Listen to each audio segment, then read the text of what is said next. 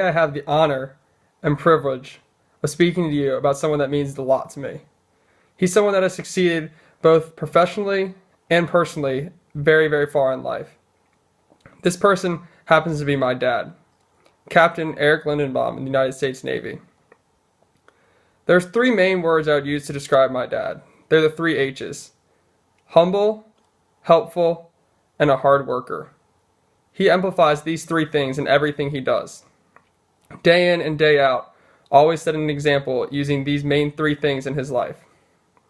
The first thing I would say is when he's saying he's humble. He's humble for many different reasons. He comes up from a humble background. He grew up in Chicago, Illinois, where he was a world-class swimmer in high school. His high school team actually won the national swimming championship. He had scholarship offers from dozens and dozens of colleges, but the only problem was that swimming scholarships back then were not full scholarships, and his family couldn't afford to pay for the rest of the scholarship. So since the NCAA would only pay for half of it, he had to cover the other half. And since his parents couldn't afford it, he decided to humble himself, and instead of going to a great college to swim, he decided he was going to go to the Naval Academy, where it was free and he could still swim. After going to the Naval Academy, he went and joined the Navy and was in the Navy for 27 some years, and where he made it to the rank of captain.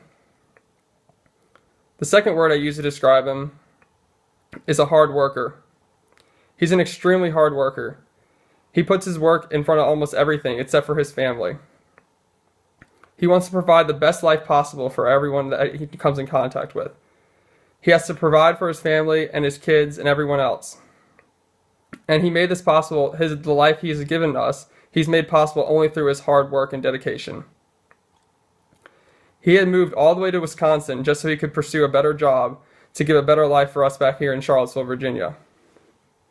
He worked from 6 a.m. to 8 p.m., 6 days a week, so he could move back to Charlottesville and didn't have to be in Wisconsin anymore. He worked hard and put all kinds of time, all kinds of effort, and made personal sacrifices because I'm sure he didn't want to be there to make sure he got a better life for us.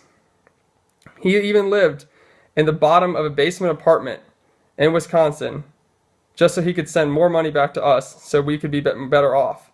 He would sacrifice his own living conditions by living in someone else's basement when he has a great job just so we could have more here. The last word I'd use to describe him is helpful.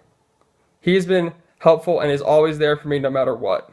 Whenever I have a homework question, whenever I need his help with anything, whenever I have a problem at school, a problem with a girl, anything, he's always there and will always be there for me to talk to, no matter what happens.